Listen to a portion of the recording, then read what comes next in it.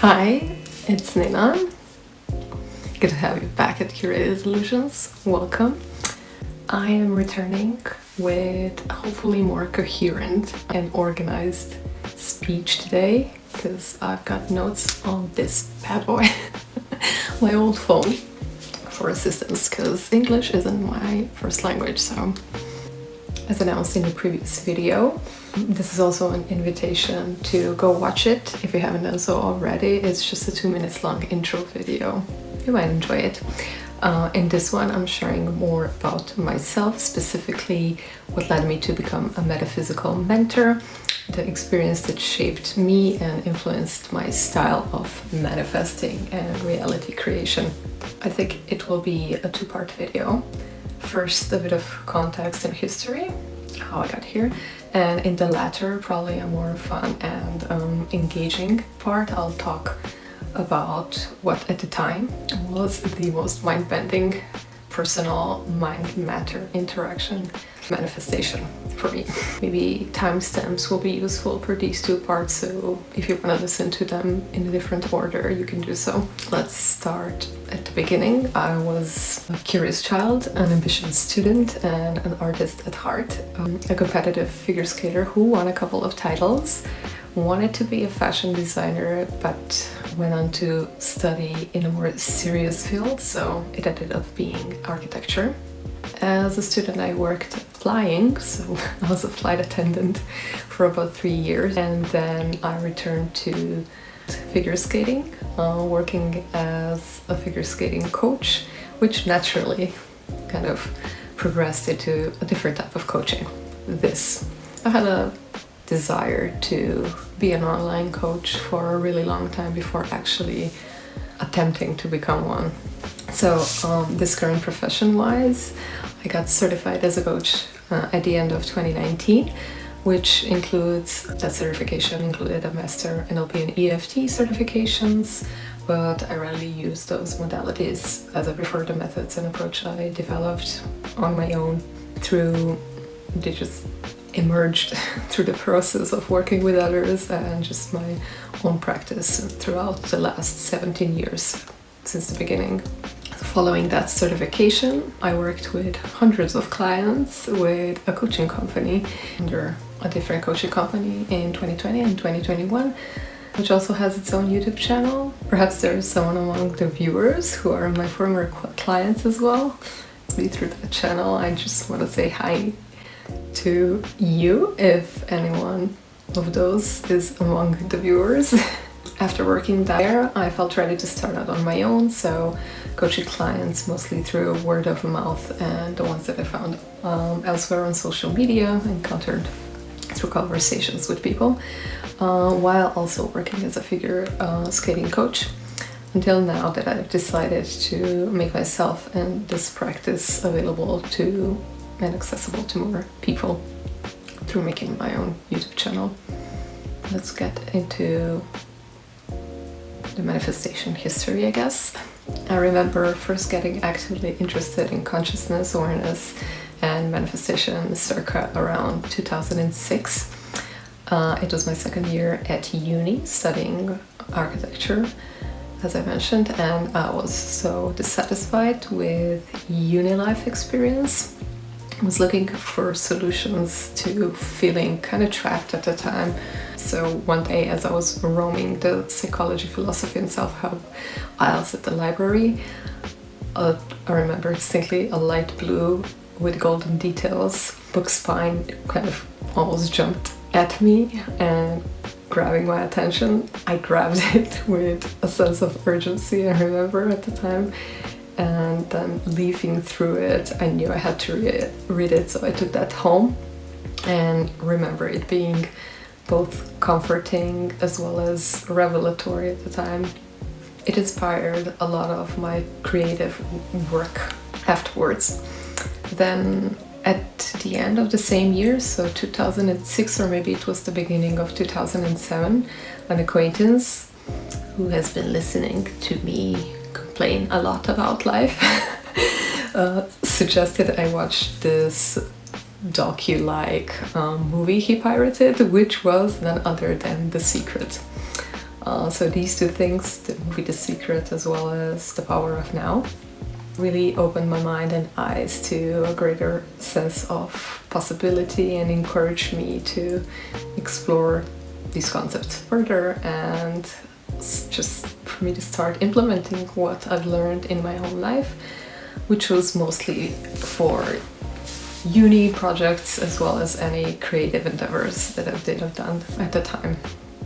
I did then find and search for and find videos of Abraham Hicks, Louise Hay, Alan Watts, Jiddu Krishnamurti on YouTube. I also listened to some Terence McKenna, and I knew of Ashar, but I never really resonated with his approach or just the way he talks as much. Just like Osho, I had a lot of resistance to his way of speaking in the beginning, then I grew to kind of like him more. Then my boyfriend at the time introduced me to the filmmaker David Lynch. So thank you to my ex.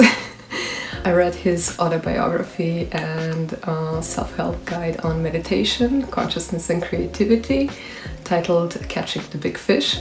I really liked that book. I don't really remember much of it now, but I know I liked it. So I tried meditating, but I was not really ready for that yet.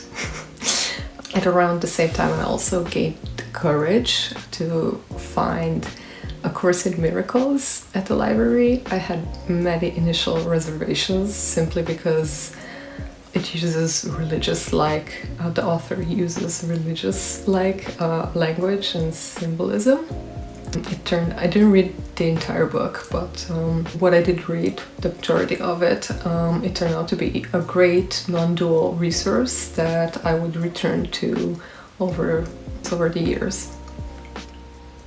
Then came What the Bleep Do We Know movie, which introduced me to Dr. Joe Dispenza. It was a movie released in 2004, but I watched it sometime towards the year 2020, a little prior to it probably. I read Dr. Dispenza's books in early 2010s and started being even more intentional with implementing his ideas, because he includes a nice synthesis of spiritual teachings combined with scientific lens that we Westerners are more familiar with because of the way we've been educated. I started being even more intentional with implementing his ideas after reading You Are the Placebo, as I was trying to resolve some persistent health issues that I was told were not solvable by the medical field. How frustrating, right? I found it to be a great book in helping one loosen, if not completely let go of the grip on there being a material world out there. Right at the time I was reading that book, many of the more significant and undeniable mind matter events happened in my life, one of which I'm sharing in the second part of this video.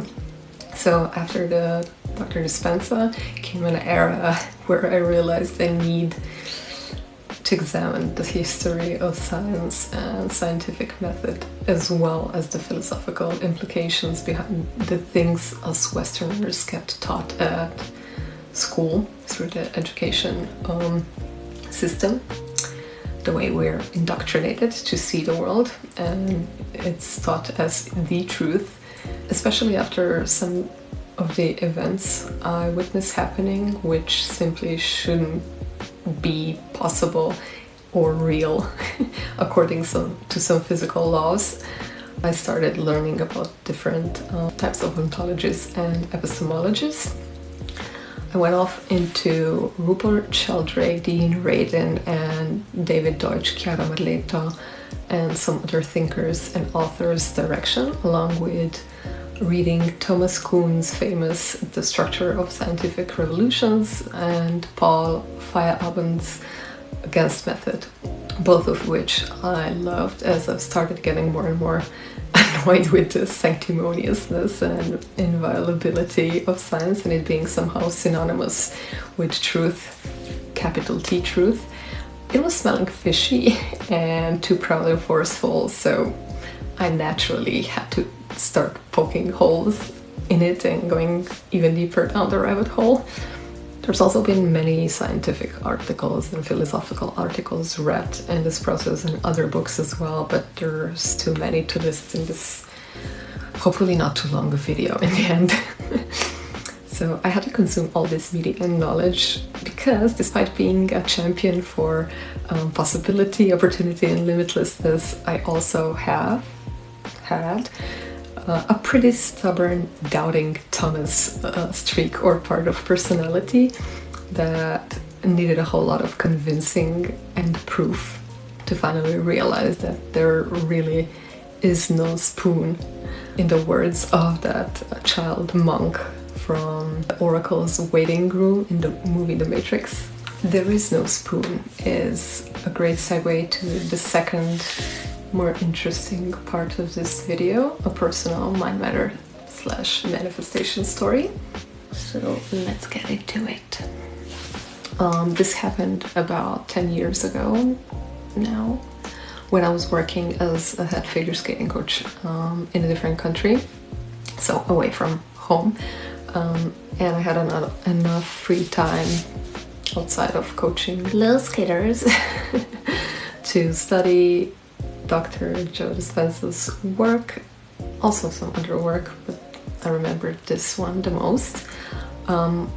Obviously figure skating, it was winter time when I was doing that, and it's cold in the mountains where I worked.